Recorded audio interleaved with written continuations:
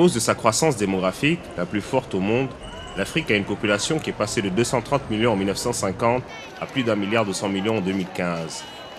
Un chiffre qui devrait doubler d'ici 2050, accompagné par une hausse considérable de la proportion de jeunes Africains de moins de 25 ans, qui constituent déjà aujourd'hui 60% des habitants du continent. Une évidence qui représente une opportunité de dividende démographique, mais aussi un risque d'aggravation des défis récurrents auxquels le continent doit faire face, tels que le chômage, l'insécurité et le terrorisme. Dans son agenda 2063, l'Union africaine aspire au développement social et économique du continent en s'appuyant sur le potentiel de sa population. Une vision dont la concrétisation a connu une première étape en janvier 2017 à Addis Abeba en Éthiopie, avec l'adoption de la feuille de route de l'Union africaine sur la réalisation du dividende démographique. L'Afrique est essentiellement jeune. Par exemple, si je prends un cas comme celui du Niger, plus de 75% des Nigériens ont moins de 25 ans. Donc c'est l'écrasante majorité de la population. Et il est tout à fait normal que l'Union africaine ait décidé de consacrer ce thème-là pour ce sommet, parce que la jeunesse, c'est le moteur du développement économique et social. La jeunesse, c'est l'avenir du continent. L'Union africaine ne saurait justifier son existence si ces actions ne produisent aucun impact sur les conditions de vie des populations, notamment les couches les plus vulnérables. Je me réjouis du choix de notre thème 2017, tirer profit du dividende démographique en investissant dans la jeunesse. Ce thème qui vient à point nommé nous interpelle tous, et nous, décideurs politiques, opérateurs économiques et autres investisseurs, devons désormais faire preuve d'imagination pour prendre les décisions qui s'imposent et mobiliser les investissements nécessaires en faveur de notre jeunesse. Autrement, nous serons les premières victimes de cette bombe sociale à retardement qui ne cesse de s'amplifier jour après jour. When I visit a country and I'm talking to that country about family planning programs, quand je me rends dans un pays, je leur parle de programmes du planning familial. Et la première chose que je demande est, avez-vous une ligne budgétaire pour la planification familiale? Si vous n'avez pas de ligne budgétaire pour la planification familiale, vous devez commencer de suite. Nous ne pouvons pas et ne devons pas attendre en tant qu'Africains que quelqu'un d'autre paye pour la planification familiale et les services essentiels pour les femmes et les filles. C'est un service essentiel pour les gens. Je vais suggérer à l'avenir que nous insistions tous pour que le gouvernement paye les services pour sauver la vie de nos femmes et de nos filles. La plus grande menace à la réalisation du dividende est le manque d'investissement.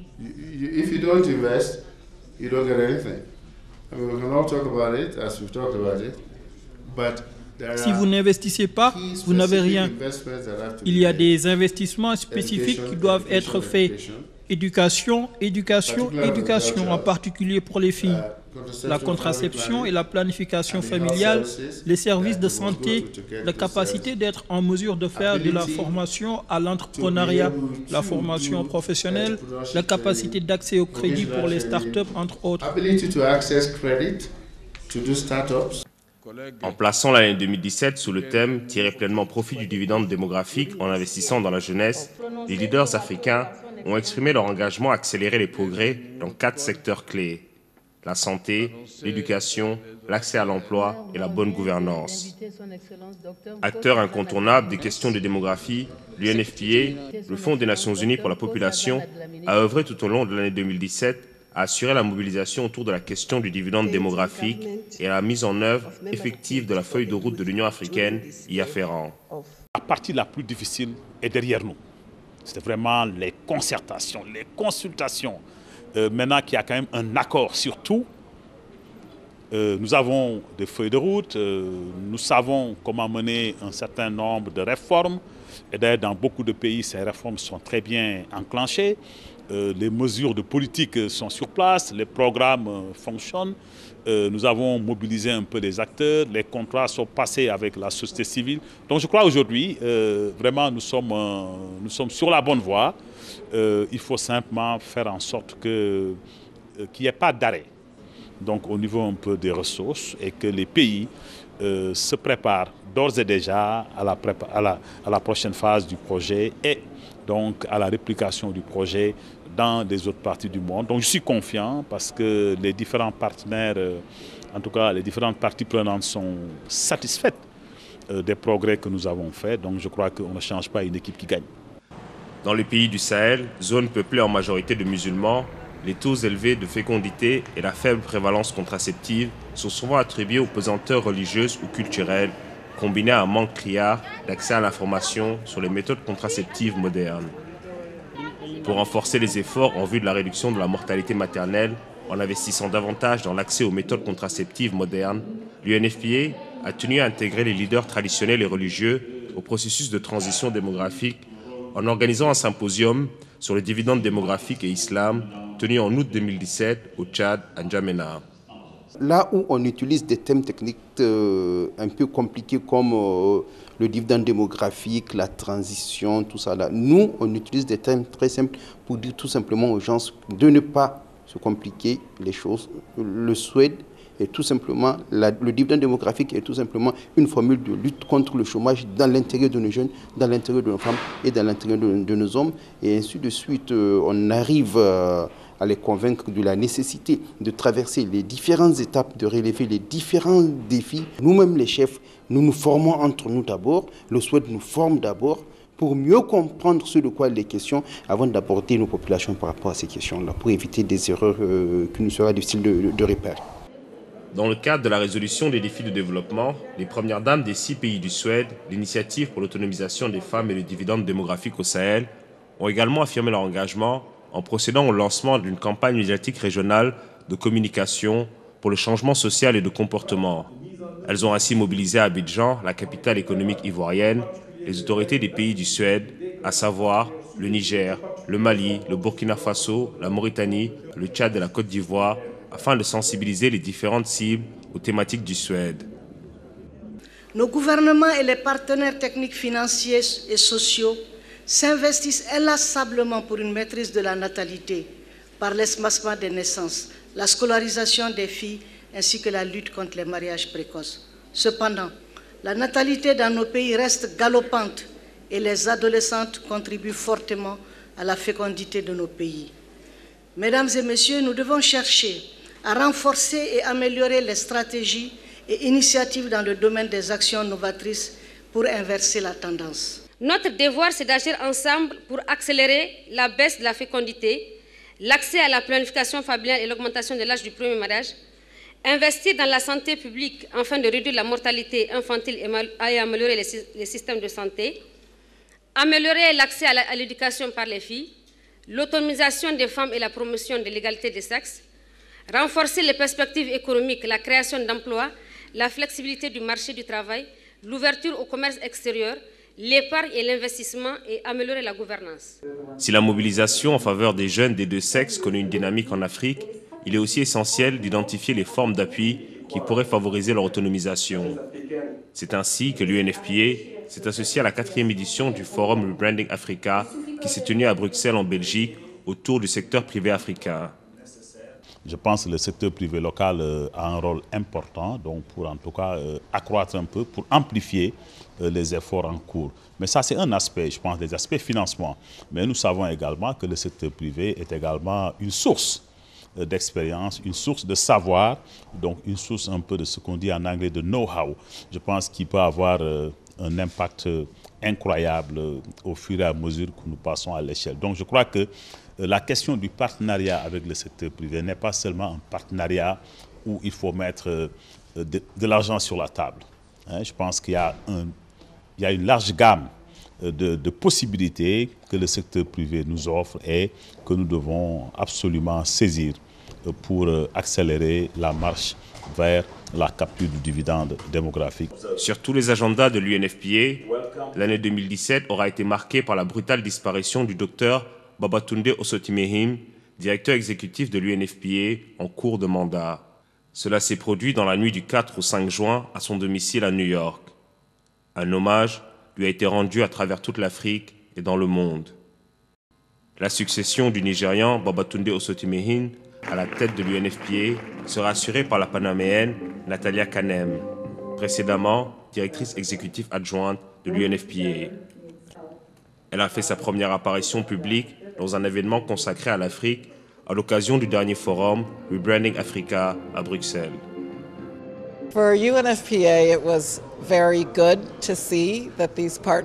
Pour le FNUAP, il était important de voir que ces partenariats qui ont investi chez les jeunes vers le dividende démographique portent leurs fruits. Nous avons rencontré de jeunes entrepreneurs qui ont créé leurs entreprises pour aider à résoudre les problèmes de la communauté et résoudre la problématique du chômage. Ce fut créatif, excitant de voir ce qui est fait par les Africains pour les Africains. La dernière chose que je voudrais dire, c'est que le FNUAP est déterminé à faire en sorte qu'aucune mère ne meure pendant l'accouchement. Il faut dire qu'en Afrique, beaucoup de personnes qui meurent ne sont pas des femmes, mais plutôt des filles, des adolescentes. C'est pourquoi je me suis engagée à veiller à ce que des informations vitales, importantes soient données à tous nos enfants. Nous voulons qu'ils soient heureux, nous voulons qu'ils soient en bonne santé, nous voulons qu'ils finissent leurs études, nous voulons qu'ils soient productifs. Et la santé sexuelle et reproductive, en plus d'être leurs droits, sont une partie très importante dans ce contexte. Donc pour nous, être capable de collaborer avec vous a été un signal fort qui montre que nous sommes sur la bonne voie. Au-delà de la mobilisation des décideurs et des leaders du continent, l'année 2017 a été marquée par la mobilisation des jeunes dont le renforcement des capacités et l'autonomisation devra faire d'eux des acteurs d'aujourd'hui avant d'être les leaders du futur. Le plus important après cela, après le développement de notre plan, nous avons besoin de le faire fonctionner. Je pense que la responsabilité nous incombe en tant que jeunes et nous devons être en mesure de finir à temps ce que nous avons écrit, comme nous l'avons indiqué au préalable. Nous sommes les futurs gouvernants d'ici quelques années. Nous ne savons pas comment ni dans combien de temps. Et si je commence à me plaindre sur la façon dont mon gouvernement se comporte et que je fasse la même chose, nous avons un problème. Donc, je pense que notre responsabilité devrait être mesurée à l'issue de cette conférence. Il faut que nous montrions vraiment qu'il y a une nouvelle génération qui essaie d'émerger et cette nouvelle génération passe du pragmatisme et non sur la théorie. Et pour ce qui est des jeunes qui ont entendu parler du dividende démographique, ce que j'ai à leur dire, c'est d'être optimiste, de croire et de dire que c'est une chance ultime pour nous les jeunes et que nous devrons la saisir. L'année 2018 sera sans nul doute l'occasion pour l'UNFPA de passer à l'échelle supérieure en vue de développer et de consolider la synergie d'action avec les jeunes, les leaders religieux et traditionnels, les pouvoirs publics, le secteur privé et la société civile.